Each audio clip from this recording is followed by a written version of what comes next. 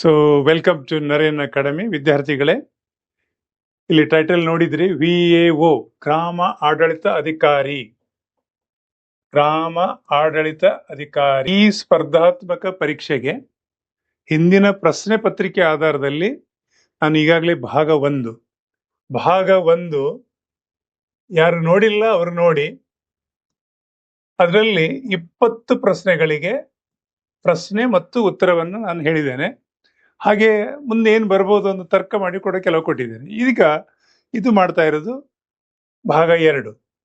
So ಈ ಭಾಗ 2ರಲ್ಲಿ ಏನೆಲ್ಲ ಪ್ರಶ್ನೆ ಬಂದಿದೆ, ಇದು ಹಿಂದಿನ ಪ್ರಶ್ನೆ ಪತ್ರಿಕೆ ಆಧಾರಿತವಾಗಿರುವುದರಿಂದ ನಿಮಗೆ ಕೇವಲ ಇಷ್ಟು ಮಾತ್ರ ಸಾಕಾಗುವುದಿಲ್ಲ. ಈಗ ನಾನು ಏನು ಕೆಲವು ತರ್ಕಗಳನ್ನು ಕೊಟ್ಟಿದ್ದೇನೆ ಅದರೊಟ್ಟಿಗೆ ನೀವು ಕೂಡ ಬೇರೆ ಬೇರೆ ಏನು ಇವತ್ತಿನ ಆಧುನಿಕ ಒಂದು ಸಾಧನ ಸಿಕ್ಕಿದೆ GPT, ಅದಕ್ಕೆ ಸರ್ಚ್ ಮಾಡಿ ಒಂದಿಷ್ಟು ಕಲಿತಾ ಹೋದ್ರೆ ಖಂಡಿತ ಸಾಧನೆ ಮಾಡ್ಲಿಕ್ಕೆ ಸಾಧ್ಯ ಇದೆ. ನೋಡುವ ಪ್ರಶ್ನೆ ನಾನು ಹಿಂದೆ ಹೇಳಿದಾಗೆ ವಿಸ್ತೃತವಾಗಿ ಹೇಳುವುದಿಲ್ಲ, ಯಾಕಂದ್ರೆ ಒಂದನೇದು ನೋಡಿದ್ರೆ ನಿಮ್ಗೆ ಎರಡನೇದು ಸುಲಭಕ್ಕೆ ಅರ್ಥ ಆಗ್ತದೆ. ಯಾಕಂದ್ರೆ ಈಗ ತುಂಬಾ ಪ್ರಶ್ನೆಗಳಿರೋದ್ರಿಂದ ಸ್ವಲ್ಪ ಈ ಸಲ ಸ್ಪೀಡ್ ಆಗಿ ಹೇಳ್ತಾ ಇದ್ದೇನೆ. ಕಳೆದ ಸಲ ನಾನೆಲ್ಲ ವಿಸ್ತೃತವಾಗಿ ಹೇಗೆ ತರ್ಕ ಮಾಡಬೇಕು, ಎಲ್ಲಿ ಗೊಂದಲ ಮಾಡಿದ್ದಾರೆ, ಆ ಪ್ರಶ್ನೆಗೆ ಯಾವ ರೀತಿ ಅರ್ಥ ಮಾಡಬೇಕಿತ್ತು ನೀವು, ಅದನ್ನೆಲ್ಲ ಹೇಳಿದ್ದೇನೆ. ಈಗ ನೀವು ಆ ಮಾಹಿತಿ ಆಧಾರದಲ್ಲಿ, ಯಾಕಂದ್ರೆ ಒಂದನೇದ್ದು ಯಾರು ನೋಡಿದ್ದೀರಿ ಎರಡನೇದು ನಿಮ್ಗೆ ಸುಲಭ ಆಗ್ತದೆ. ಆ ದೃಷ್ಟಿಯಲ್ಲಿ ಪ್ರಶ್ನೆ ಮತ್ತು ಉತ್ತರ ಮತ್ತು ತರ್ಕಗಳನ್ನು ಹೇಳ್ತಾ ಹೋಗ್ತೇನೆ. ನೋಡಿ ಇಲ್ಲಿ ಪ್ರಶ್ನೆ 21 ಕೊಟ್ಟಿದ್ದೇನೆ. ಯಾಕೆ, ಈಗಾಗಲೇ ಪ್ರಥಮ ಭಾಗದಲ್ಲಿ 20 ಪ್ರಶ್ನೆಗೆ ಆನ್ಸರ್ ಮಾಡಿದ್ದೇನೆ, ಇಲ್ಲಿ 20 ಪ್ರಶ್ನೆ ಇದೆ.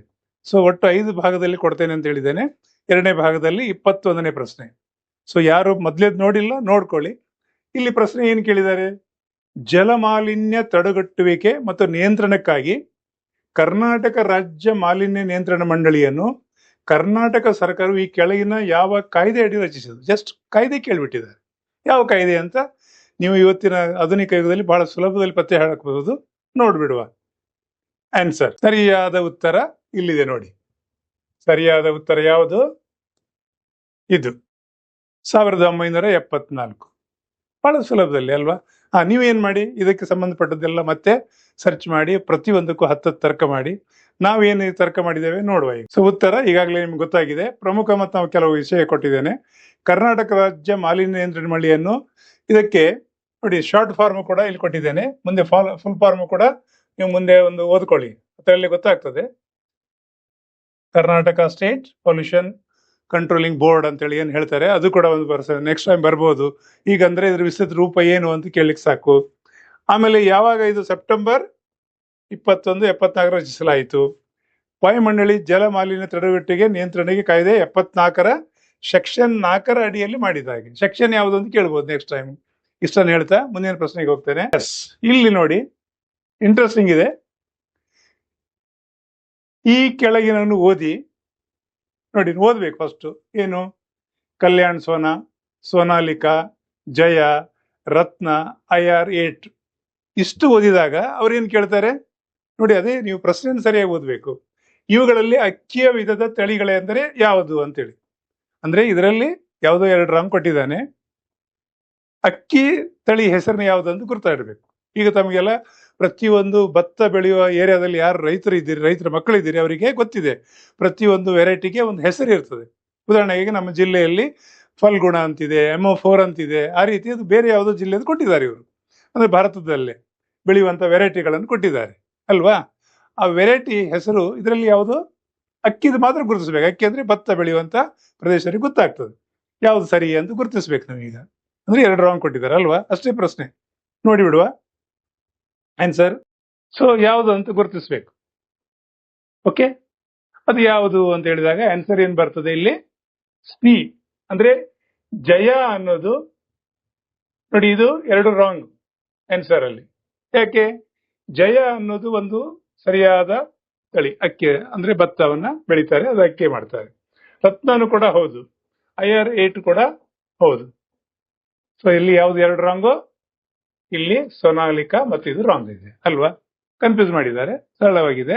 ಸ್ವಲ್ಪ ಇದು ಏನು ಅಂತ ಮತ್ತೆ ನೆಕ್ಸ್ಟ್ ಎಕ್ಸ್ಟ್ರಾ ನಾಲೆಜ್ ಅನ್ನು ನಾನು ನೋಡಿದಾಗ ಇಲ್ಲಿ ಸ್ವಲ್ಪ ನೋಡಿ, ಇನ್ನೊಂದ್ಸಲ ಹೇಳ್ಬಿಡ್ತೇನೆ.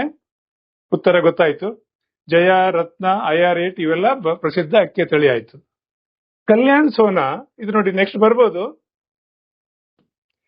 ಕಲ್ಯಾಣ್ ಸೋನಾ ಮತ್ತು ಸೋನಾಲಿಕಾ ಇದು ಗೋಧಿಯ ತಳಿಗಳಾಗಿದೆ.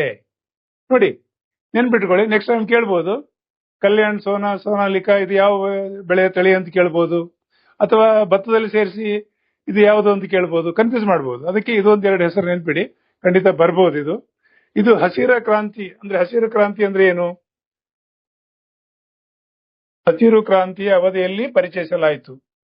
ಅದಕ್ಕೆ ಹಸಿರು ಕ್ರಾಂತಿ ಯಾರೆಲ್ಲ ವಿದ್ಯಾರ್ಥಿಗಳು ಓದ್ಬೇಕಂತ ಬಯಸ್ತಾರೆ, ಮೊಟ್ಟ ಮೊದಲಾಗಿ ಡಾಕ್ಟರ್ ಸ್ವಾಮಿನಾಥನ್ ನಂತರ ಇದಕ್ಕೆ ಚಾಟ್ ಜಿಪಿಟಿಗೆ ಹಾಕಿ ಇಡೀ ಸ್ಟೋರಿ ಬರ್ತದೆ, ಅದರಲ್ಲಿ 4-6 ಪಾಯಿಂಟ್ ಮಾಡಿ. ಅವರ ಬಗ್ಗೆ ತುಂಬಾ ಪ್ರಶ್ನೆ ಬರ್ತದೆ.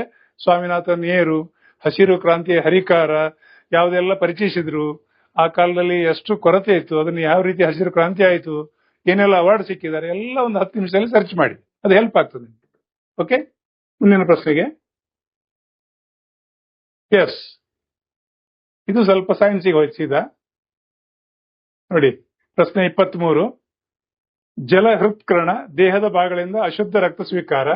ಅಂದ್ರೆ ಈಗ ನೀವು ಯಾವ್ದು ಸರಿ ಅಂತ ಗುರುತಿಸಬೇಕು. ಎಡ ಹೃತ್ಕರಣ ದೇಹದ ಭಾಗಗಳಿಂದ ಶುದ್ಧ ರಕ್ತದ ಸ್ವೀಕಾರ. ಜಲ ಹೃತ್ಕಕ್ಷಿ ಎಡ ಹೃತ್ಕರಣದಿಂದ ಅಶುದ್ಧ ರಕ್ತ ಸ್ವೀಕಾರ. ಎಡ ಹೃತ್ಕಕ್ಷಿ ಬಲ ಹೃತ್ಕರಣದಿಂದ ಶುದ್ಧ ರಕ್ತ ಸ್ವೀಕಾರ. ಇದು ಓದುವಾಗಲೇ ಕನ್ಫ್ಯೂಸ್ ಆಗ್ತದೆ ಅಲ್ವಾ? ಮೇಲಿನಗಳಲ್ಲಿ ಎಷ್ಟು ಜೋಡಿಗಳು ಸರಿಯಾಗಿವೆ, ಅಂದ್ರೆ ಯಾವುದೋ ಒಂದು ಜೋಡಿ ಸರಿಯಾಗಿದೆ ಅಂತ ಕೇಳ್ತಾ ಇದ್ದಾರೆ ಅವರು. ಈಗ ನಿಮ್ಗೆ ಆಕ್ಷನ್ ಏನ್ ಕೊಟ್ಟಿದ್ದಾರೆ, ಎದಲ್ಲಿ 1 ಮಾತ್ರ ಸರಿ, ಬಿ ದಲ್ಲಿ 2 ಸರಿ ಇದೆ ಅಂತ ಕೇಳ್ತಾ ಇದ್ದಾರೆ, ಸಿ ದಲ್ಲಿ 3 ಸರಿ ಇದೆಯಾ, ಡಿ ದಲ್ಲಿ 4 ಸರಿ ಇದೆ ಅಂತ. 1, 2, 3, 4ರಲ್ಲಿ ಯಾವುದರಲ್ಲಿ 1 ಸರಿ ಇದೆ ಅಂತ ಹೇಳಿ ಒಟ್ಟಿನಲ್ಲಿ 1, 2, 3, 4 ಕೇಳಿದ್ದಾರೆ. ಯಾವ್ದು ಸರಿ ಅಂತ ನೋಡಿಬಿಡುವ. ಓಕೆ, 1 ಮಾತ್ರ ಸರಿ. ಓಕೆ, ಸೊ ಈಗ ಸ್ವಲ್ಪ ಇದಕ್ಕೆ ನೀವೇನ್ ಮಾಡ್ಬೇಕು, ಈ 1 ಮಾತ್ರ ಸರಿ ಅಂತ ಹೇಳಿ ಆಯ್ತು ಅಲ್ವಾ? ಸೊ ಮುಂದೆ ಸ್ವಲ್ಪ ಮಾಹಿತಿಯನ್ನು ಕೊಡುವ ಹೆಚ್ಚಿಗೆ. ಪ್ರಮುಖ ವಿವರಣೆ. ಕೇವಲ ಜೋಡಿ ಎ ಮಾತ್ರ ಸರಿಯಾಗಿದೆ. ಬಲ ಹೃತ್ಕರಣವು ದೇಹದ ವಿವಿಧ ಭಾಗಗಳಿಂದ ಅಶುದ್ಧ ರಕ್ತವನ್ನು ಸ್ವೀಕರಿಸುತ್ತದೆ. ಇನ್ನೊಂದ್ಸಲ ಹೇಗೆ ಪ್ರಶ್ನೆ ಮಾಡಬಹುದು, ಇದನ್ನೇ ರಿವರ್ಸ್ ಮಾಡಬಹುದು. ಅಶುದ್ಧ ರಕ್ತವನ್ನ ಯಾರು ಸ್ವೀಕರಿಸ್ತಾರೆ ಅಂತ ಕೇಳಿದಾಗ ಇದನ್ನ ನಾವು ಆನ್ಸರ್ ಆಗಿ ಬರ್ಬೋದು, ರಿವರ್ಸ್ ಆಗಿ ಕೇಳಿದಾಗ. ಆಮೇಲೆ ಎಡ ಹೃತ್ಕರಣವು ಶ್ವಾಸಕೋಶದಿಂದ ಶುದ್ಧ ರಕ್ತವನ್ನು ಪಡೆಯುತ್ತದೆ ಮತ್ತು ಹೃತ್ಕಕ್ಷಿಗಳು ಅನುಕ್ರಮವಾಗಿ ಹೃತ್ಕಕ್ಷಿಗಳಿಂದ ರಕ್ತವನ್ನು ಪಡೆಯುತ್ತದೆ. ಇದು ಒಂದು ಕೂಡ ಪ್ರಶ್ನೆ ಆಗ್ತದೆ ನೆಕ್ಸ್ಟ್ ಟೈಮ್. ಇದು ಒಂದು ಆಲೋಚನೆ ಮಾಡಿ. ಮತ್ತೆ ಈ ಹೃದಯಕ್ಕೆ ಸಂಬಂಧಪಟ್ಟ ಹಾಗೆ ಕೆಲವು ಮಾಹಿತಿಗಳನ್ನು ತೆಗೆದು ಹಾಕಿ ಕಲೆಕ್ಟ್ ಮಾಡಿ ಅದನ್ನ 4-5 ತರ್ಕ ಮಾಡಿ ಮುಂದೆ ಹೋಗಿ. ಓಕೆ, ನೆಕ್ಸ್ಟ್ ಪ್ರಶ್ನೆ. Question number 24. 2023ರಲ್ಲಿ ವೈದ್ಯಕೀಯ ಮತ್ತು ಶರೀರ ಕ್ರಿಯಾಶಾಸ್ತ್ರ ಕ್ಷೇತ್ರದಲ್ಲಿ ಕೋವಿಡ್-19 ಪರಿಣಾಮಕಾರಿ mRNA ವ್ಯಾಕ್ಸಿನ್ ಅಭಿವೃದ್ಧಿಪಡಿಸಿದ ನೊಬೆಲ್ ಪಾರಿತೋಷಿಕ ಪಡೆದವರು ಯಾರು ಅಂತ. ಅಂದ್ರೆ ತಮಗೆಲ್ಲ ಗೊತ್ತಿದೆ, ನಾವು ಕೋವಿಡ್ ಅಲ್ಲಿ ಬಹಳ ಇಡೀ ಜಗತ್ತು ಕಷ್ಟಪಟ್ಟಿತ್ತು. ಇಂತಹ ಸಂದರ್ಭದಲ್ಲಿ ವ್ಯಾಕ್ಸಿನ್ ಕಂಡು ಹಿಡಿದು ಆ ವ್ಯಕ್ತಿಗೆ ನೊಬೆಲ್ ಪಾರಿತೋಷಿಕ ಅದು ಯಾರು ಅಂತ ಕೇಳಿದ್ದಾರೆ. ಈಗ ನಿಮ್ಗೆ ABCD ಬಹಳ ಸಿಂಪಲ್ ಆಗಿದೆ, ನೀವು ಈಗಾಗಲೇ ಎಲ್ಲರೂ ಓದಿದ್ರೆ ಗೊತ್ತಾಗ್ಬಿಡ್ತದೆ. ನೋಡುವ ಪ್ರಶ್ನೆ, ಇದಕ್ಕೆ ಉತ್ತರ ಏನು ಅಂತೇಳಿ. ಇದು ಸರಿಯಾದ ಉತ್ತರ ಅಲ್ವಾ? ಕಾರಿಕೋ ಮತ್ತು ವೈಸ್ಮನ್ ಇವರಿಗೆ ಸಿಕ್ಕಿದೆ. ಇದೊಂದು ಸ್ವಲ್ಪ ಮಾಹಿತಿ ಕೊಡೋಣ ಎಕ್ಸ್ಟ್ರಾ. ಕ್ಯಾಟ್ಲಿನ್ ಕಾರಿಕೋ ಮತ್ತು ಡ್ರೋ ವೈಸ್ಮನ್ ಅವರಿಗೆ ಕೋವಿಡ್-19 ವಿರುದ್ಧದ ಪರಿಣಾಮಕಾರಿ mRNA ಲಸಿಕೆಗಳ ಅಭಿವೃದ್ಧಿಗಾಗಿ 2023 ನೊಬೆಲ್ ಪ್ರಶಸ್ತಿ ಸಿಕ್ಕಿದೆ. ಈಗ ನಿಮ್ಗೆ ಇನ್ನೊಂದು ಪ್ರಶ್ನೆ ಏನಾಗ್ಬೋದು, ಯಾವ ವರ್ಷದಲ್ಲಿ ಸಿಕ್ಕಿದೆ ಅಂತಲೂ ಕೇಳ್ಬೋದು. 2023 ನೊಬೆಲ್ ತಮಗೆಲ್ಲ ಗೊತ್ತಿದೆ, ದೊಡ್ಡ ಪ್ರಶಸ್ತಿ. ಇವರ ಸಂಶೋಧನೆಯು ನ್ಯೂಕ್ಲಿಯೋಸೈಡ್ ಬೇಸ್ ಮಾರ್ಪಾಡುಗಳನ್ನು ಇದು ಪ್ರತಿರಕ್ಷಣಾ ವ್ಯವಸ್ಥೆ, ಅಂದ್ರೆ ಅದರೊಟ್ಟಿಗೆ ಹೋರಾಡುವಂತಹ ಪ್ರತಿರಕ್ಷಣಾ ವ್ಯವಸ್ಥೆ ಮಾಡ್ತದೆ ಅಂತೇಳಿ ಅವರು ಮಾಡಿದ್ರು. ಹಾಗಾಗಿ ಅವರಿಗೆ ನೊಬೆಲ್ ಸಿಕ್ಕಿದೆ. ಇದು ಕೂಡ ಒಂದು ಪ್ರಶ್ನೆ. ಯಾವ ರೀತಿ ಕ್ರಿಯೆ ಅದು ಮಾಡ್ತಾ ಇತ್ತು, ಪ್ರತಿರಕ್ಷಣಾ ಕ್ರಿಯೆ ಇರುವಂತ ಔಷಧಿ ಅದು, ಅಂದ್ರೆ ರೋಗದ ವಿರುದ್ಧ ಹೋರಾಡುವಂಥದ್ದು, ಅದು ಬರ್ದಾಗಿ ನೋಡ್ಕೊಳ್ಳುವಂಥದ್ದು. ಸೊ ಇದು ಕೂಡ ಒಂದು ಪ್ರಶ್ನೆ ಆಗ್ತದೆ. ಇಷ್ಟನ್ನ ಹೇಳ್ತಾ ಮುಂದಿನ ಇದಕ್ಕೆ ಹೋಗ್ತೇನೆ. ಪ್ರಶ್ನೆ 25. ಕರ್ನಾಟಕ ಯುದ್ಧಗಳಿಗೆ ಸಂಬಂಧಿಸಿದಂತೆ ಮೊದಲ ಕರ್ನಾಟಕ ಯುದ್ಧ ಪ್ಯಾರಿಸ್ ಒಪ್ಪಂದ, ಎರಡನೇ ಕರ್ನಾಟಕ ಯುದ್ಧ ಪಾಂಡಿಚೇರಿ ಒಪ್ಪಂದ, ಮೂರನೇ ಕರ್ನಾಟಕ ಯುದ್ಧ ಎಕ್ಸ್ ಲಾ ಚಾಪೆಲ್ ಒಪ್ಪಂದ. ಸರಿಯಾದ ಹೊಂದಿಕೆಗಳನ್ನು ಮಾಡ್ಬೇಕೀಗ ನೀವು ಯಾವುದು ಅಂತೇಳಿ ನೋಡಿಬಿಡುವ. 1 ಮಾತ್ರ ಅಲ್ವಾ, ಇದು ಸರಿಯಾದ ಉತ್ತರ. ಸೊ ಒಂದಿಷ್ಟು ಮಾಹಿತಿಗಳನ್ನು ಇದಕ್ಕೆ ಕೊಡ್ತೇನೆ. ನೋಡಿ, ಇದನ್ನೆಲ್ಲ ನೋಟ್ ಮಾಡ್ಕೊಳ್ಳಿ, ಸ್ಕ್ರೀನ್ ಶಾಟ್ ತಗೊಳ್ಳಿ. ಏನು ಎ ಒಂದು ಮಾತ್ರ ಆಯ್ತು, ಕೇವಲ ಜೋಡಿ ಬಿ ಸರಿಯಾಗಿದೆ. ಎರಡು ಕರ್ನಾಟಕ ಯುದ್ಧವು ಪಾಂಡಿಚೇರಿ ಒಪ್ಪಂದದೊಂದಿಗೆ ಯಾವ ವರ್ಷದಲ್ಲಿ ಆಯ್ತು ಅಂತ ವರ್ಷ ಕೂಡ ಕೊಟ್ಟಿದ್ದೇನೆ. ನೆಕ್ಸ್ಟ್ ಟೈಮ್ ಇದೇ ಕೇಳ್ಬೋದು ನಿಮ್ಗೆ, ಇದು ಒಂದು ನೆನ್ಪಿಟ್ಕೊಳ್ಳಿ. ಮುಕ್ತಾಯವಾಯಿತು. ಮೊದಲ ಯುದ್ಧವು ಎಕ್ಸ್ ಲಾ ಚಾಪೆಲ್ ಒಪ್ಪಂದದೊಂದಿಗೆ 1748ರಲ್ಲಿ ಮತ್ತು ಮೂರನೇ ಯುದ್ಧವು ಪ್ಯಾರಿಸ್ ಒಪ್ಪಂದದೊಂದಿಗೆ 1763ರಲ್ಲಿ ಕೊನೆಗೊಂಡಿತು. ಇದು ಕೂಡ ನೋಟ್ ಮಾಡ್ಕೊಳ್ಳಿ, ಮತ್ತೆ ಅದಕ್ಕೆ ಸಂಬಂಧಪಟ್ಟಾಗ ಇನ್ನಷ್ಟು ಮಾಹಿತಿ ತೆಗೀರಿ, ಸಹಕಾರಿಯಾಗ್ತದೆ. ಮುಂದಿನ ಪ್ರಶ್ನೆ 26. ಈಗ ಸೀದಾ ನಾವು ಯಾವುದು ಮಾಡರ್ನ್ ಹಿಸ್ಟ್ರಿಯಲ್ಲಿ ಇನ್ನೊಂದು ಭಾಗಕ್ಕೆ ಹೋಯ್ತು. ಗಾಂಧೀಜಿಯವರ ಆರಂಭಿಕ ಹೋರಾಟಗಳು. ಈಗ ಏನಾಗಿದೆ, ಗಾಂಧೀಜಿಯವರ ಆರಂಭಿಕ ಹೋರಾಟದಲ್ಲಿ ಕನ್ಫ್ಯೂಸ್ ಮಾಡಿದ್ದಾರೆ, ನೋಡುವ. ಚಂಪಾರಣ ಸತ್ಯಾಗ್ರಹ ಪ್ರಥಮ ಕಾನೂನು ಭಂಗ ಚಳವಳಿ, ಅಹಮದಾಬಾದ್ ಹತ್ತಿಗಿರಣಿ ಮುಷ್ಕರ ಪ್ರಥಮ ಅಸಹಕಾರ ಚಳವಳಿ, ಖೇಡಾ ಸತ್ಯಾಗ್ರಹ ಪ್ರಥಮ ಉಪ ಸತ್ಯಾಗ್ರಹ. ಸರಿಯಾದ ಹೇಳಿಕೆಗಳನ್ನು ಗುರುತಿಸಬೇಕು ಇಲ್ಲಿ. ಸೊ ಕನ್ಫ್ಯೂಸ್ ಮಾಡ್ಕೊಳ್ಳುವಂಥದ್ದೇನಿಲ್ಲ, ಏನ್ ಕೇಳಿದ್ದಾರೆ. ಸೊ ಗಾಂಧೀಜಿಯ ಹೋರಾಟಗಳು ಈ ಸ್ವತಂತ್ರ ಚಳವಳಿಯಲ್ಲಿ ಬೇರೆ ಬೇರೆ ರೀತಿಯಲ್ಲಿ ಪ್ರಾರಂಭ ಆಯಿತು. ಇದರಲ್ಲಿ ಯಾವುದು ಅಂತ ಕೇಳಿದ್ದಾರೆ ಅವರು. ಒಂದು ಮಾತ್ರವಾ, ಎರಡು ಮಾತ್ರವಾ, ಎಲ್ಲಾ ಮೂರುವಾ, ಸರಿಯಾಗಿದೆಯಾ, ಯಾವುದು ಅಲ್ವಾ ಅಂತ ಕನ್ಫ್ಯೂಸ್ ಮಾಡಿಸಿದ್ದಾರೆ ಅಲ್ವಾ. ನೋಡುವ ಯಾವುದು ಅಂತ ಹೇಳಿ. ನೋಡಿ, ಒಂದು ಮಾತ್ರ ಅಂತ ಹೇಳಿದ್ರೆ ಏನಿಲ್ಲಿ ಚಂಪಾರಣ್ಯ ಸತ್ಯಾಗ್ರಹ ಪ್ರಥಮ ಕಾನೂನು ಚಳವಳಿ, ಇದು ಸರಿಯಾದದ್ದು. ಹಾಗಿದ್ರೆ ಮುಂದೆ ಕೆಲವೊಂದು ಮಾಹಿತಿ ತಗೊಳ್ಳುವ. ಏನೆಲ್ಲ ಇರ್ಬೋದು. ಗಾಂಧೀಜಿಯವರು ಬಹಳ ದೊಡ್ಡ ಮಟ್ಟದಲ್ಲಿ ತಮಗೆಲ್ಲ ಗೊತ್ತಿದೆ ಗಾಂಧೀಜಿಯ ಬಗ್ಗೆ, ಮತ್ತೆ ಹೇಳಿದ ಸಾಕಷ್ಟು ಮಾಹಿತಿ ತೆಗೀರಿ. ಸರಿಯಾದ ಚಂಪಾರಣ್ಯ ಸತ್ಯಾಗ್ರಹವು ಯಾವ ವರ್ಷದಲ್ಲಿ ಆಯ್ತು ಅಂತ ಬಂದಾಗ ಇದು ಒಂದು ನೆನ್ಪಿಟ್ಕೊಳ್ಳಿ. ಓಕೆ, ಚಂಪಾರಣ್ಯ ಸತ್ಯಾಗ್ರಹ ವರ್ಷ ಕೇಳಿದ್ರೆ 1917. ಗಾಂಧೀಜಿಯವರ ಪ್ರಥಮ ಕಾನೂನು ಭಂಗ ಚಳವಳಿಯಾಗಿದೆ. ಅಹಮದಾಬಾದ್ ಮುಷ್ಕರ 1918 ಪ್ರಥಮ ಉಪವಾಸ ಸತ್ಯಾಗ್ರಹವಾಗಿದ್ದು, ಖೇಡಾ ಸತ್ಯಾಗ್ರಹವು 1918 ಪ್ರಥಮ ಅಸಹಕಾರ ಚಳವಳಿ. ನೋಡಿ, ಪ್ರಥಮ ಅಸಹಕಾರ ಚಳವಳಿ ಯಾವಾಗ ಆಯ್ತು ಅಂತ ಹೇಳಿ ವರ್ಷ ಕೇಳಿದ್ರೆ 18, ಅಥವಾ ಒನ್ ಮ್ಯಾನ್ ಕೂಡ ಕೇಳ್ಬೋದು. ಮುಂದೆ 4 ಕ್ರಮದಲ್ಲಿ ಕೊಟ್ಟು ಇದನ್ನು ಸರಿಯಾಗಿ ಜೋಡಿಸಿ ABCD ಅಂತೇಳಿ ಕೇಳಿಸಬಹುದು ನೆಕ್ಸ್ಟ್ ಟೈಮ್. ಇದೆಲ್ಲ ಒಂದು ನೋಟ್ ಮಾಡ್ಕೊಳ್ಳಿ, ಸ್ಕ್ರೀನ್ ಶಾಟ್ ತಗೊಳ್ಳಿ, ನೀವು ಅಷ್ಟು ಗಾಂಧೀಜಿ ಬಗ್ಗೆ ಸರ್ಚ್ ಮಾಡಿ. ಓಕೆ, ಮುಂದಿನ ಪ್ರಶ್ನೆ. ದಕ್ಷಿಣ ಭಾರತದಲ್ಲಿ, ಇದು ಇಂಟ್ರೆಸ್ಟಿಂಗ್ ಇದೆ, ದಕ್ಷಿಣ ಭಾರತದಲ್ಲಿ ರೈತವಾರಿ ಪದ್ಧತಿಯ ಜಾರಿಗೆ ಶ್ರಮಿಸಿದವರು. ಇದು ಸ್ವಲ್ಪ ಇತಿಹಾಸವನ್ನು ಓದಿದಾಗ ನಿಮ್ಗೆ, ಅಂದ್ರೆ ಏನು ನಮ್ಮ ಮಾಡರ್ನ್ ಹಿಸ್ಟ್ರಿ ಇದೆಯಲ್ಲ ಅದು ಓದಿದಾಗ ಮಾತ್ರ ಗೊತ್ತಾಗ್ತದೆ. ಇಲ್ಲಿ ಏನ್ ಕೊಟ್ಟಿದ್ದಾರೆ, Alexander Read, Holt Mackenzie, Thomas Munro, James Grant Duff ಅಂತ ಹೇಳಿ ಕೊಟ್ಟಿದ್ದಾರೆ 4 ಹೆಸರು. ಅಂದ್ರೆ ಭಾರತದಲ್ಲಿ ರೈತವಾರಿ ಪದ್ಧತಿ ಶ್ರಮಿಸಿದವರು. ಏನಿದು ರೈತವಾರಿ ಪದ್ಧತಿ, ಇದ್ರ ಬಗ್ಗೆ ಸ್ವಲ್ಪ ನಿಮ್ಗೆ ಮಾಹಿತಿ ಕೊಟ್ಟರೆ ಮಾತ್ರ ಗೊತ್ತಾಗ್ತದೆ. ವಿದ್ಯಾರ್ಥಿಗಳೇ, ಹಿಂದೆ ಈ ಟ್ಯಾಕ್ಸ್ ಅನ್ನು ಕಲೆಕ್ಟ್ ಮಾಡ್ಲಿಕ್ಕೆ ಮತ್ತೆ ಈಗಿನ ಹಾಗೆ ಯಾವುದೇ IT-BT ಎಲ್ಲ ಇರಲಿಲ್ಲ. ಒಂದು ವ್ಯಾಪಾರಿಗಳು, ಅದು ಬಿಟ್ರೆ ಅಗ್ರಿಕಲ್ಚರ್ ಲ್ಯಾಂಡ್, ಪ್ರತಿಯೊಂದು ರೈತರಿಂದ ಟ್ಯಾಕ್ಸ್ ಅನ್ನು ವಸೂಲು ಮಾಡ್ತಾರೆ. ಯಾವ ರೀತಿ, ಮೊದಲು ಜಮೀನ್ದಾರ್ ಅಂತಿದ್ರು, ಅಥವಾ ಜಹಾಗೀರ್ದಾರ್ ಅಲ್ವಾ ಹೆಸರು, ಜಹಾಗೀರ್ದಾರ್,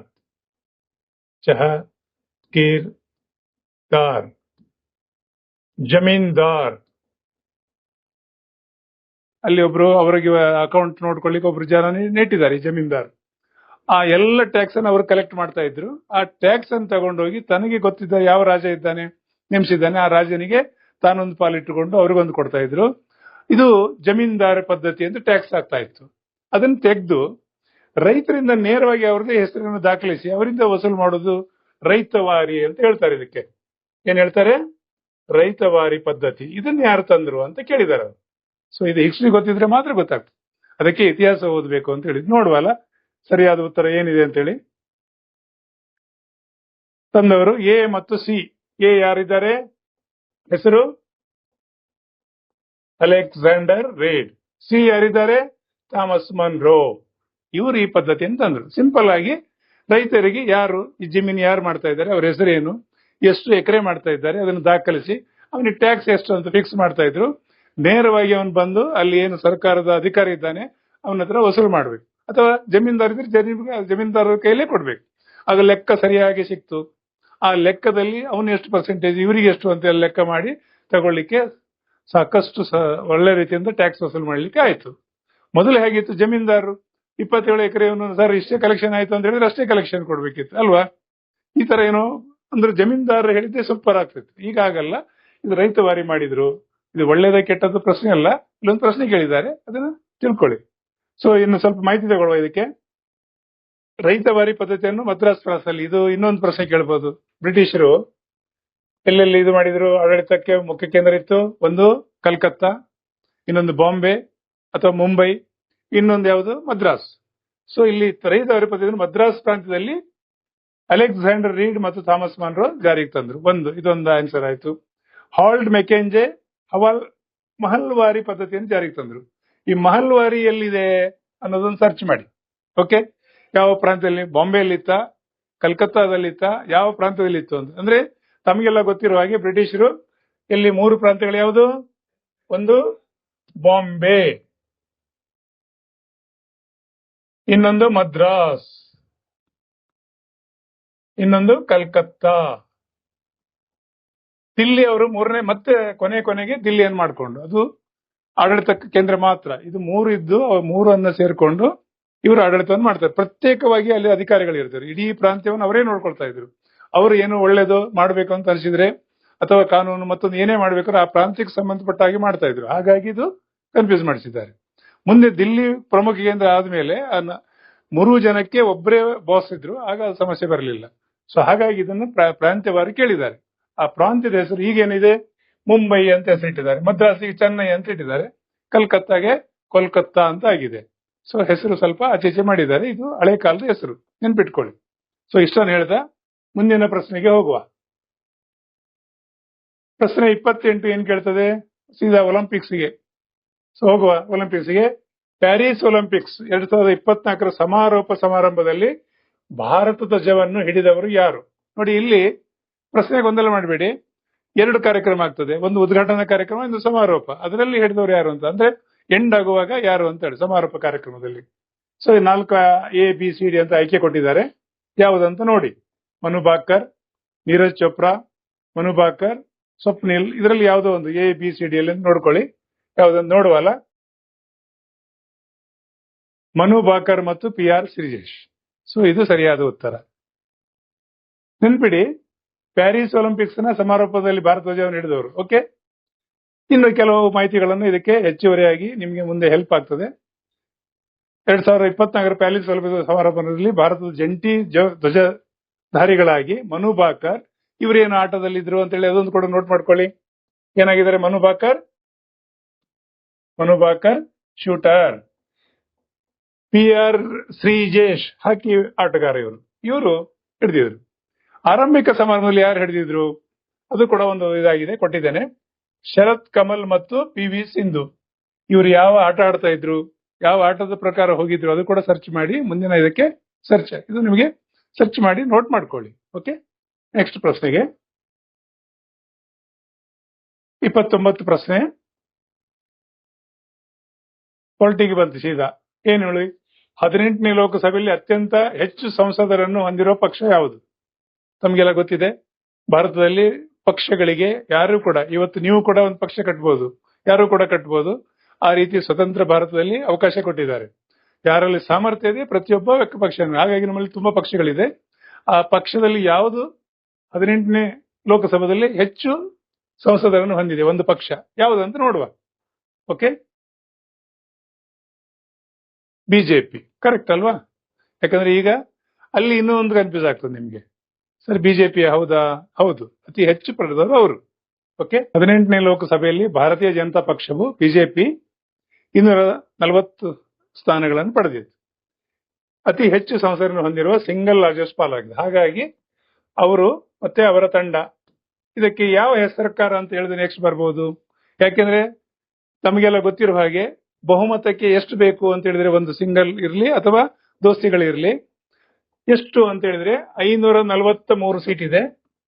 543 ಭಾಗಿಸು 2 ಮಾಡಿದಾಗ 271 ಪ್ಲಸ್ 1 ಅಂತ ಹೇಳಿದ್ರೆ 1, 272 ಸೀಟು ಯಾರು ಪಡೆದಿರ್ತಾರೆ ಅವರಿಗೆ ಸರ್ಕಾರ ಮಾಡ್ಲಿಕ್ಕೆ ಅವಕಾಶ ಇದೆ. ಇಲ್ಲಿ ಏನಾಯ್ತು, ಲಾರ್ಜೆಸ್ಟ್ ಪಾರ್ಟಿ ಯಾರಿದ್ರು ಬಿಜೆಪಿಯವರು. ಇವರನ್ನು ಕರೆದ್ರು, ನೀವು ಸರ್ಕಾರ ಮಾಡ್ತೀರಾ ಅಂದ್ರೆ ಎಸ್, ನಮ್ಮ ದೋಸ್ತಿಗಳಿದ್ದಾರೆ, ಅವರನ್ನು ಸೇರ್ಕೊಂಡು ನಾವು ಸರ್ಕಾರ ಮಾಡಿದ್ದೇವೆ. ಪ್ರಸ್ತುತ ಅವರ ದೋಸ್ತಿಗಳು, ಓಕೆ, ದೋಸ್ತಿ ಅಂದ್ರೆ ಸ್ನೇಹಿತರು, ಅದು ಯಾರು ಅದೆಲ್ಲ ಸೇರ್ಕೊಂಡದ ಹೆಸರು ಏನಿದೆ, ನೆಕ್ಸ್ಟ್ ಟೈಮ್ ಬರ್ಬೋದು. ಯಾವ ಸರ್ಕಾರ ಅಂದ್ರೆ NDA, ನ್ಯಾಷನಲ್ ಡೆಮೋಕ್ರಾಟಿಕ್ ಅಲಯನ್ಸ್. ನೆನ್ಪಿಡಿ, ಯಾವ ಸರ್ಕಾರ, ಸರ್ಕಾರ ನೆಕ್ಸ್ಟ್ ಟೈಮ್ ಪ್ರಶ್ನೆ ಬರ್ಬೋದು.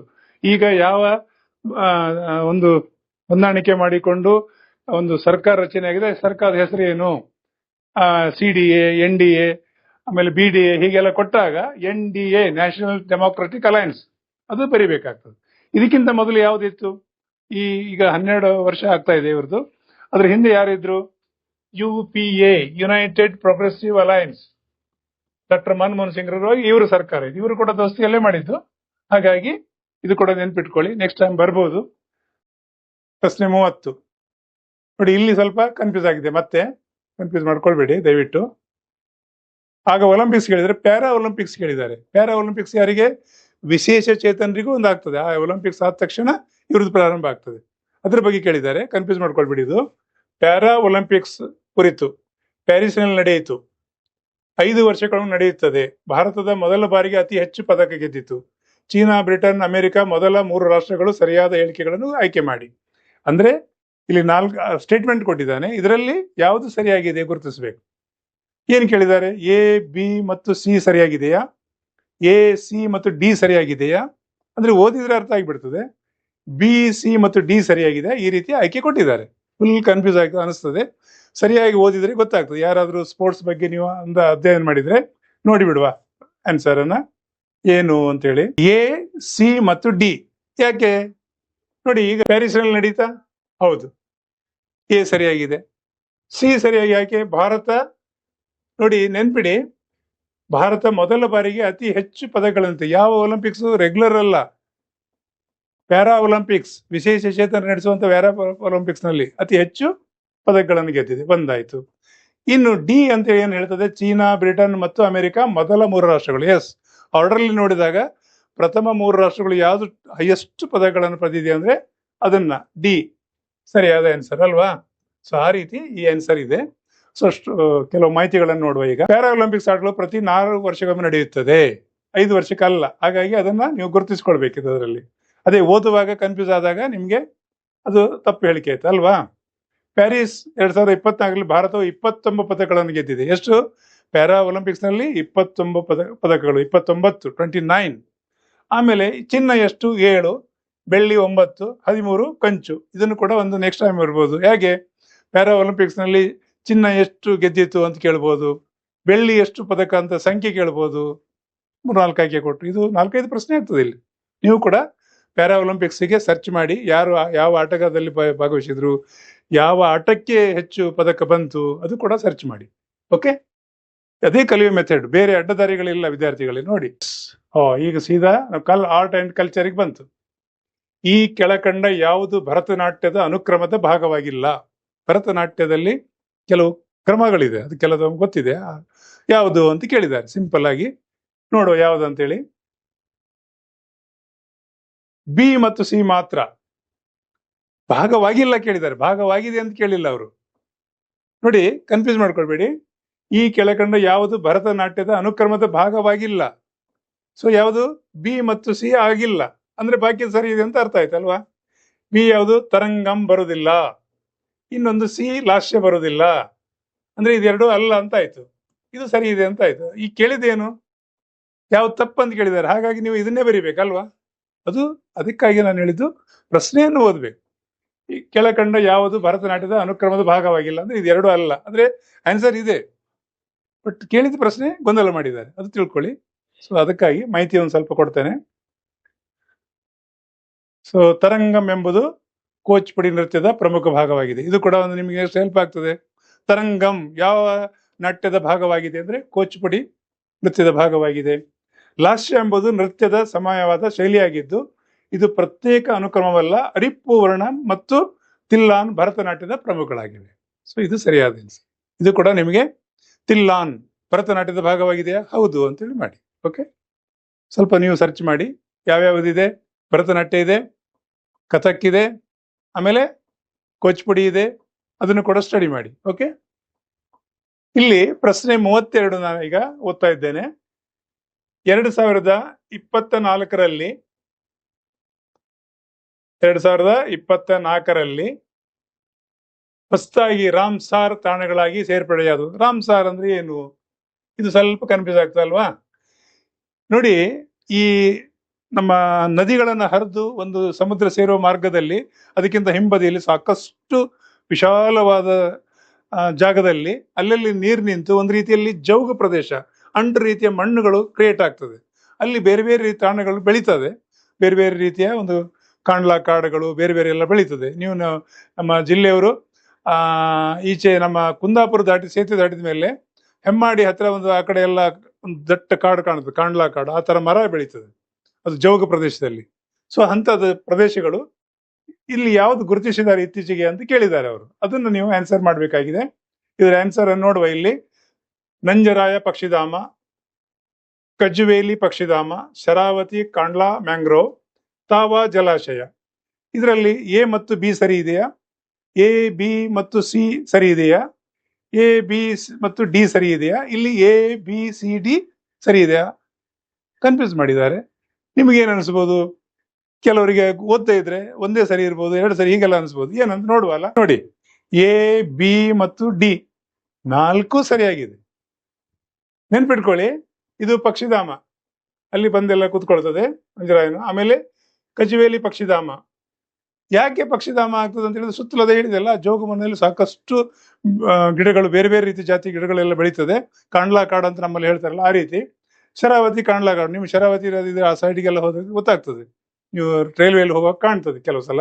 ಇನ್ನು ಡೆಪ್ತ್ ಹೋದ್ರೆ ಅದು ಕೂಡ ಕಾಣ್ತದೆ. ಆಮೇಲೆ ತಾವಾ ಜಲಾಶಯ. ಇದು ಸರಿಯಾದ ಉತ್ತರನ ಸ್ವಲ್ಪ ಮಾಹಿತಿ ತಗೊಳ್ಳುವ. 2024 ಭಾರತದಲ್ಲಿ ಹಲವು ಹೊಸ ರಾಮ್ಸಾರ್ಗಳ ತಾಣಗಳನ್ನು ಘೋಷಿಸಿದ್ದಾರೆ. ಯಾವಾಗ ಘೋಷಿಸಿದ್ದಾರೆ ಅಂತ ಹೇಳಿದ್ರೆ 2024ರಲ್ಲಿ. ಇದು ಎಲ್ಲೆಲ್ಲಿದೆ ಅಂತ ನಾನು ಎಕ್ಸ್ಟ್ರಾ ಕೊಟ್ಟಿದ್ದೇನೆ, ನೋಡ್ಕೊಳ್ಳಿ. ಅದು ಕೂಡ ನಿಮ್ಗೆ ಹೆಲ್ಪ್ ಆಗ್ತದೆ. ತಮಿಳುನಾಡು, ಇಲ್ಲಿ ನಂಜರಾಯನ್ ಮತ್ತು ಕಜುವೇಲಿ ತಮಿಳುನಾಡಲ್ಲಿ ಇದೆ. ಕರ್ನಾಟಕದಲ್ಲಿ ಶರಾವತಿ, ತಮಗೆಲ್ಲ ಗೊತ್ತಿದೆ ಶರಾವತಿ ನದಿದು, ಕಾಂಡ್ಲಾ ಅಂತ ಹೇಳ್ತಾರೆ, ಅದು ಒಂದು. ಹಾಗೂ ಮಧ್ಯಪ್ರದೇಶ್ ತವಾ ಜಲಾಶಯ, ಇವೆಲ್ಲ ಅದರಲ್ಲಿ ಸೇರಿವೆ. ಸೊ 24ರಲ್ಲಿ 4 ಸೇರಿದ್ದಾರೆ. 4 ಕೂಡ ರಾಜ್ಯವಾರು ಕೊಟ್ಟಿದ್ದೇನೆ. ಇನ್ನಷ್ಟು ಮಾಹಿತಿಗಳನ್ನು ತೆಗೀರಿ. ನೆಕ್ಸ್ಟ್ ಪ್ರಶ್ನೆಗೆ ಹೋಗ್ತೇನೆ. ಪ್ರಶ್ನೆ 33 ಸೀದಾ ನಮ್ಮ ದೊಡ್ಡ ದೊಡ್ಡ ಸಂಸ್ಥೆಗಳ ಬಗ್ಗೆ ಬಂತು. ಎಎಐ ಮತ್ತು ಇಸ್ರೋ ಜಂಟಿಯಾಗಿ ಅಭಿವೃದ್ಧಿಪಡಿಸಿದ GPS ನಿಖರತೆ ಹೆಚ್ಚಿಸುವ ವ್ಯವಸ್ಥೆ. ಇದು ಈಗ ನಿಮಗೆ ಸರ್ಚ್ ಮಾಡಬೇಕಾಗಿದೆ. ಸುಗಮ ಭಾರತ ಅಭಿಯಾನ್, ಕೃಷಿ ಉಡಾನ್ 2.0, ಡಿಜಿ ಯಾತ್ರಾ, ಗಗನ್. ಇದು ಹೆಸರನ್ನು ಗುರುತಿಸ್ಬೇಕು. ಯಾವುದೇ ಒಂದು ಇದಕ್ಕೆ ಒಂದು ವ್ಯವಸ್ಥೆ ಮಾಡಿ ಅದನ್ನ ಆ ಕಾರ್ಯಾಚರಣೆ ಮಾಡೋಕೆ ಒಂದು ಹೆಸರು ಕೊಟ್ಟಿರ್ತಾರೆ. ಆ ಜಂಟಿ ಹೆಸರು ಯಾವುದು ಅಂತ ಈಗ ನೀವು ಗುರುತಿಸಬೇಕಾಗಿದೆ. ಇಸ್ರೋ ಅಂತ ಹೇಳಿದ್ರೆ ನಮಗೆಲ್ಲ ಗೊತ್ತಿದೆ, ನಮ್ಮ ಏನು ಬಾಹ್ಯಾಕಾಶ ಸಂಸ್ಥೆ ಇದೆಯಲ್ಲ ಅದರ ಬಗ್ಗೆ. ಇನ್ನೊಂದು ಸಂಸ್ಥೆದು ಜಂಟಿಯಾಗಿ ಒಂದು ಕಾರ್ಯಕ್ರಮ ಮಾಡಿದ್ದಾರೆ, ಅದನ್ನು ಗುರುತಿಸಬೇಕಾಗಿದೆ. ನೋಡುವ ಯಾವ್ದಂತ ಹೇಳಿ. ಗಗನ್.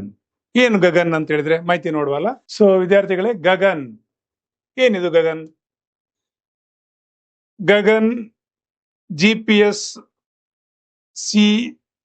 GEO ಅಗ್ರಿಮೆಂಟ್ ನ್ಯಾವಿಗೇಷನ್, ಭಾರತೀಯ ವಿಮಾನ ನಿಲ್ದಾಣ.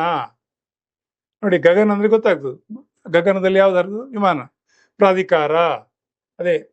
ಆಮೇಲೆ ಇಸ್ರೋ ಅಭಿವೃದ್ಧಿಪಡಿಸಿದ ಉಪಗ್ರಹ ಆಧಾರಿತ ವ್ಯವಸ್ಥೆ ಆಗಿದೆ. ಯಾಕೆಂದ್ರೆ ವಿಮಾನಗಳು ಹಾರಿ ಬರುವಾಗ ಅದರ ರೂಟ್ ಅನ್ನ ಸರ್ಚ್ ಮಾಡಲಿ, ಅಂದ್ರೆ ಫೈಂಡ್ ಮಾಡಲಿಕ್ಕೆ ಒಂದು ಬೇಕಾಗ್ತದೆ. ಇಸ್ರೋ ಹೇಗೋ ಬಾಹ್ಯಾಕಾಶ ಸಂಸ್ಥೆ ಇದೆ, ಅವರು ಮತ್ತೆ ಇವರು ಸೇರಿ ಜಂಟಿಯಾಗಿ ಮಾಡಿದ್ದಕ್ಕೆ ಹೆಸರು ಏನು ಕೊಟ್ಟಿದ್ದಾರೆ, ಅದನ್ನ ಗಗನ್ ಅಂತ ಕೊಟ್ಟಿದ್ದಾರೆ ಅಲ್ವಾ. ಯಾರೆಲ್ಲ ಸೇರಿದ್ರು ಅಂತ ಹೇಳಿದಾಗ ಅದು 2 ಸಂಸ್ಥೆ. ಒಂದು ನಮ್ಮ ಇದು ಯಾವ್ದು ಹೇಳಿ, ನಮ್ಮ ಭಾರತೀಯ ವಿಮಾನ ಪ್ರಾಧಿಕಾರ, ನಿಲ್ದಾಣದ ಪ್ರಾಧಿಕಾರ ಇದೆಯಲ್ಲ, ಆ ಪ್ರಾಧಿಕಾರದವರು ಮತ್ತೆ ಇವರು ಸೇರಿ ಮಾಡಿದ್ದಾರೆ ಇದನ್ನು. ಹಾಗಾಗಿ ಅದಕ್ಕೆ ಗಗನ್ ಅಂತ ಹೆಸರಿಟ್ಟಿದ್ದಾರೆ.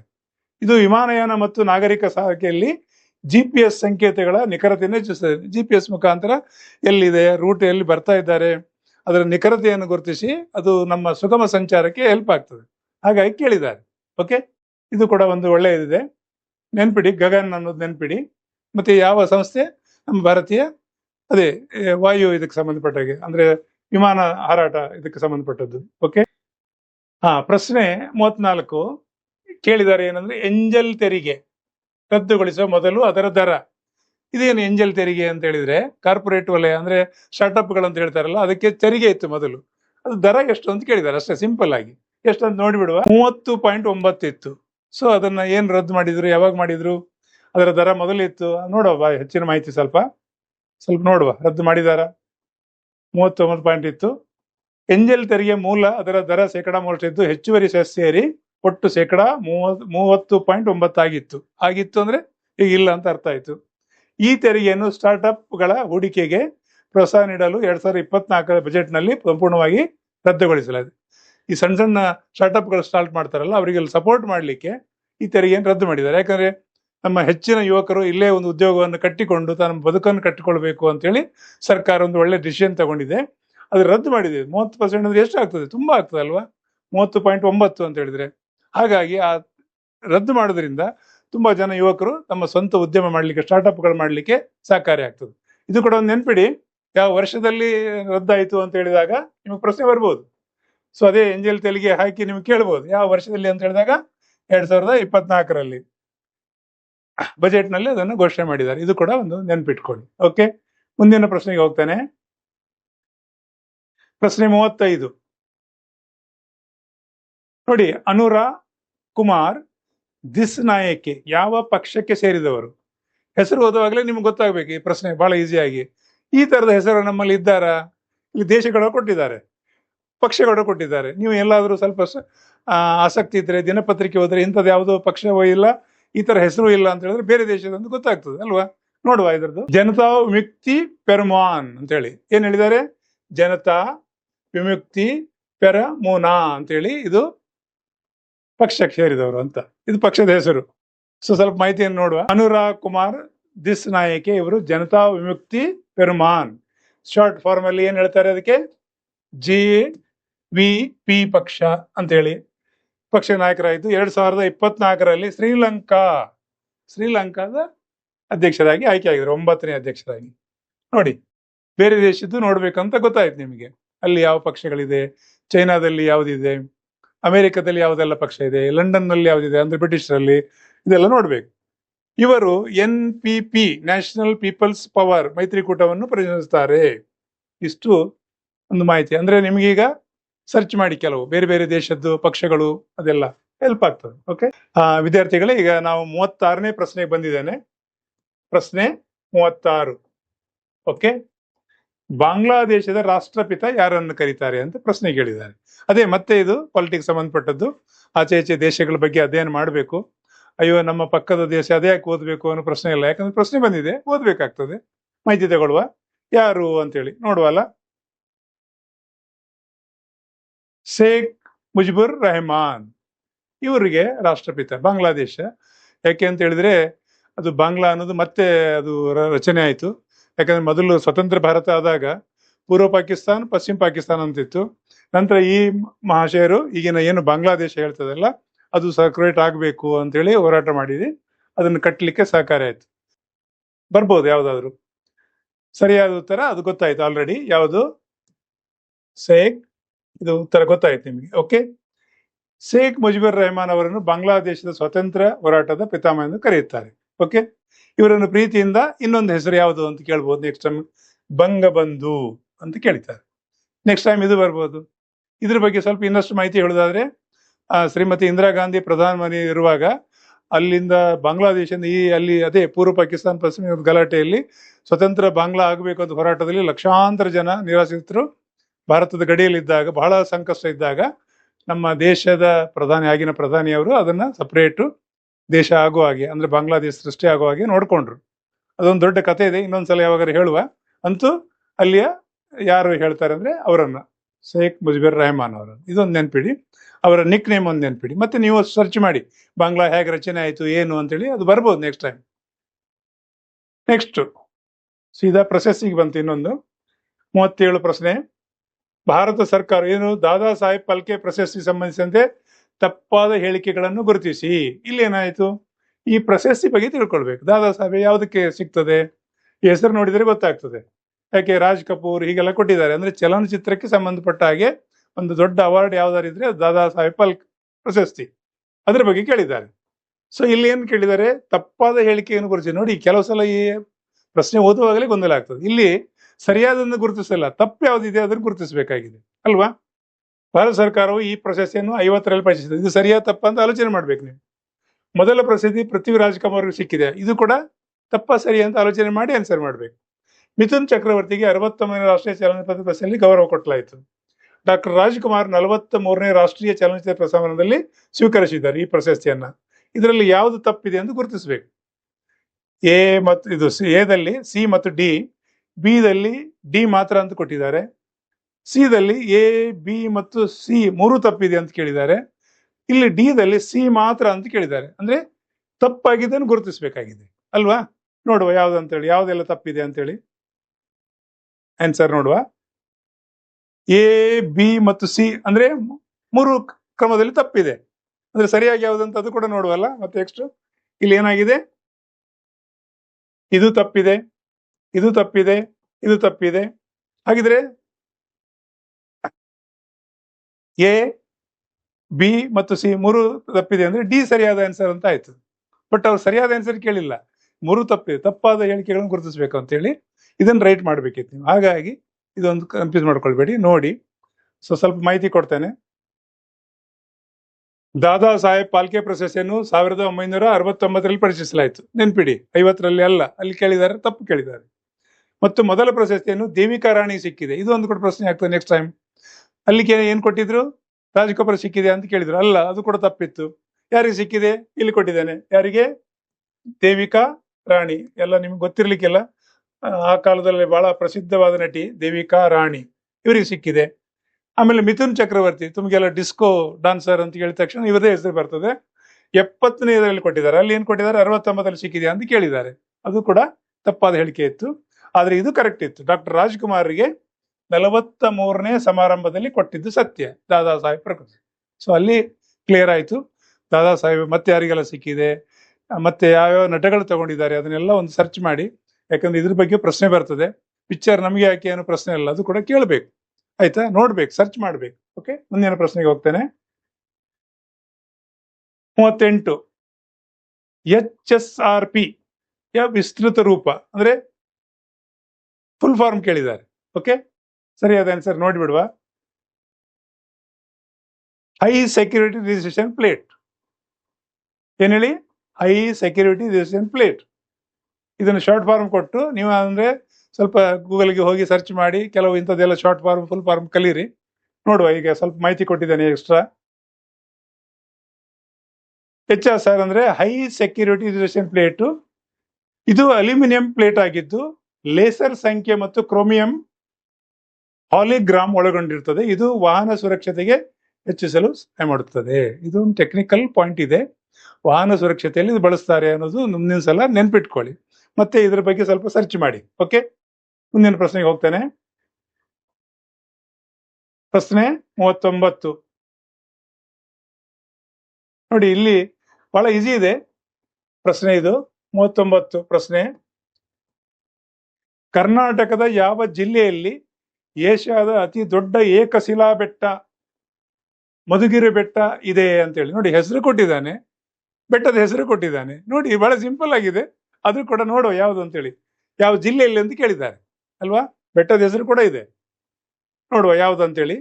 ತುಮಕೂರು, ಬೆಂಗಳೂರು ಗ್ರಾಮಾಂತರ, ಕೋಲಾರ, ಚಿತ್ರದುರ್ಗ. ಹೆಚ್ಚಿನವರಿಗೆ ಬೆಟ್ಟ ಅಂತ ತಕ್ಷಣ, ಕೋಟೆ ಅಂತ ತಕ್ಷಣ ಅಲ್ಲಿ ದೊಡ್ಡ ದೊಡ್ಡ ಬಂಡೆಗಳು ಚಿತ್ರದುರ್ಗವೇ ಬರಬಹುದು. ನೋಡುವ ಯಾವ್ದು ಅಂತೇಳಿ. ಸರಿಯಾದ ಉತ್ತರ ತುಮಕೂರು. ಎಸ್ ವಿದ್ಯಾರ್ಥಿಗಳೇ, ತುಮಕೂರು ಜಿಲ್ಲೆಯಲ್ಲಿ ಮಧುಗಿರಿ ಅಂತೇಳಿ ಒಂದು ತಾಲೂಕಾ ಕೇಂದ್ರ ಇದೆ. ಆ ಮಧುಗಿರಿಯಲ್ಲಿ ಏಕಶಿಲಾ, ಕೇವಲ ಇಂಡಿಯಾದಲ್ಲೆಲ್ಲ, ಏಷ್ಯಾದಲ್ಲಿ, ಅಂದ್ರೆ ನಮ್ಮ ಇಡೀ ಏಷ್ಯಾದಲ್ಲೇ ದೊಡ್ಡದು, ನೆನ್ಪಿಟ್ಕೊಳ್ಳಿ, ಬರ್ಬೋದು. ಸೊ ತುಮಕೂರು ಜಿಲ್ಲೆ ಇನ್ನೇನೇನು ಯಾವ್ದಕ್ಕೆ ಪ್ರಸಿದ್ಧ ಇದೆ, ಆ ತಾಲೂಕುಗಳಲ್ಲಿ ಯಾವ್ದೆಲ್ಲ ಇದೆ ನಿಮ್ಗೆಲ್ಲ ಗೊತ್ತಿದೆ. ಕಲ್ಪವೃಕ್ಷದ ನಾಡು ಅಂತ ಹೇಳ್ತಾರೆ, ಅದು ನೆಕ್ಸ್ಟ್ ಟೈಮ್ ಬರ್ಬೋದು. ತುಮಕೂರು ಜಿಲ್ಲೆಗೆ ಅತಿ ತೆಂಗು ಬೆಳೆದು ಅತಿ ಹೆಚ್ಚು ಉತ್ಪಾದನೆ ಮಾಡುವಂತ ಜಿಲ್ಲೆ ಯಾವ್ದಾದ್ರೆ ಅದು ತುಮಕೂರು ಜಿಲ್ಲೆ, ಅದು ಕೂಡ ಒಂದು ಬರ್ಬೋದು ನೆಕ್ಸ್ಟ್. ಸೊ ಮಧುಗಿರಿ ಏಕಶಿಲಾ ಬೆಟ್ಟ ತುಮಕೂರು ಜಿಲ್ಲೆಯಲ್ಲಿದ್ದು ಇದು ಏಷ್ಯಾದಲ್ಲಿ ದೊಡ್ಡದಾಗಿದೆ. ಇವರ ಮೇಲಿರುವ ಕೋಟೆಯು ವಿಜಯನಗರ ಸಾಮ್ರಾಜ್ಯದ ಹಾಗೂ ಮೈಸೂರು ಅರಸರ ಕಾಲದ ಇತಿಹಾಸನ ಹೊಂದಿದೆ. ನೋಡಿ, ಅಲ್ಲಿ ಏನಿದೆ, ಕೋಟೆಗೂಡ ಕೂಡ ಇದೆ. ಯಾವ ಕಾಲದಲ್ಲಿ ಅಂತ ಕೇಳಿದ್ರೆ ಅದು ಕೂಡ ಒಂದು ಮೈಸೂರು ಮತ್ತೆ ವಿಜಯನಗರ ಅರಸರ ಕಾಲದಲ್ಲಿ ಇತ್ತದು ಅಂತೇಳಿ. ಕ್ಲಿಯರ್? ಇನ್ನು ನೆಕ್ಸ್ಟ್ ಟೈಮ್ ಪ್ರಶ್ನೆಗೆ ಹೋಗ್ತೇನೆ. ಪ್ರಶ್ನೆ 40 ಸೀದಾ ನಮ್ಮ ಪಾಲಿಟಿಗೆ ಬಂತು. ಅಂದ್ರೆ ಸಂವಿಧಾನಕ್ಕೆ ಸಂಬಂಧಪಟ್ಟ ಹಾಗೆ ಭಾರತದ ಸಂವಿಧಾನದ ಯಾವ ವಿಧಿಯು, ಆರ್ಟಿಕಲ್, ನಾನು ಪ್ರತಿ ಸಲ ಹೇಳಿದ್ದೇನೆ, ಆರ್ಟಿಕಲ್, ವಿಧಿ, ಅನುಚ್ಛೇದ ಎಲ್ಲ ಒಂದೇ. ಸಂವಿಧಾನದ ಆತ್ಮ ಮತ್ತು ಹೃದಯ ಎಂದು ಡಾಕ್ಟರ್ BR ಅಂಬೇಡ್ಕರ್ ಅವರಿಂದ ಕರೆಯಲ್ಪಟ್ಟಿದೆ. BR ಅಂಬೇಡ್ಕರ್ ಇಡೀ ಸಂವಿಧಾನ ಬರೆದ ಮೇಲೆ ನನ್ನ ಆತ್ಮ ಮತ್ತು ಹೃದಯ ಇದರಲ್ಲಿ ಅಡಗಿದೆ ಅಂತ ಹೇಳಿದ್ರು ಸಂವಿಧಾನಕ್ಕೆ. ಅದು ಯಾವುದು ಅಂತ ಗುರುತಿಸ್ಬೇಕು.